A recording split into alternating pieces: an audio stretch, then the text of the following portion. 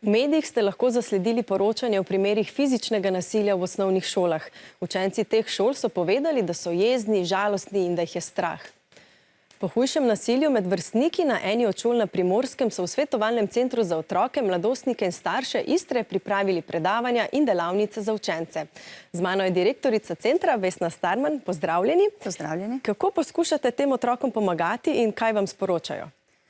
Mi skozi delavnice, ki vključujejo tudi gibanje, delamo predvsem na tem, da najprej ozavestimo čustva, tudi negativna čustva. Negativna čustva niso nič slabega, so del nas in je prav, da jih zaznamo, da jih ozavestimo.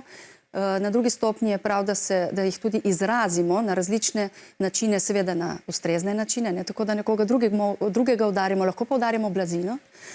In potem na koncu pa uravnavamo čustva, zato da ponovno vzpostavimo ta občutek varnosti v okolju, v katerem živimo. Kaj doživljajo otroci, ki so nasilni do vrstnikov? Otroci, ki so nasilni do vrstnikov, različne stvari doživljajo. Seveda ne vemo, kaj se zares po njihovih glavah plete. Definitivno so pa to otroci ravno tako polni strahu, polni občutka, da niso vredni, da niso pomembni, si pa tega želijo, ampak žal na napačen način probajo pridobiti. Kako pa lahko vrstniki vse to prepoznajo in pomagajo?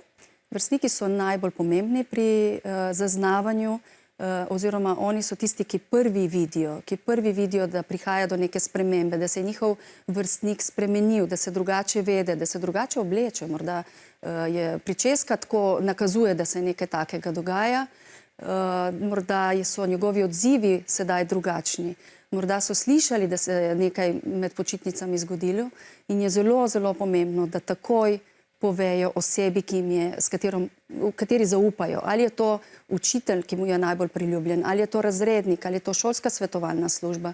Če še vedno menijo, da niso slišani, nujno povedati doma in prositi starše naj nagovorijo, ker šola ne more reagirati, če ne ve, kaj se dejansko dogaja v šoli in res ne morejo vedeti, kaj se dogaja po hodnikih. Kaj pa moramo storiti odrasli?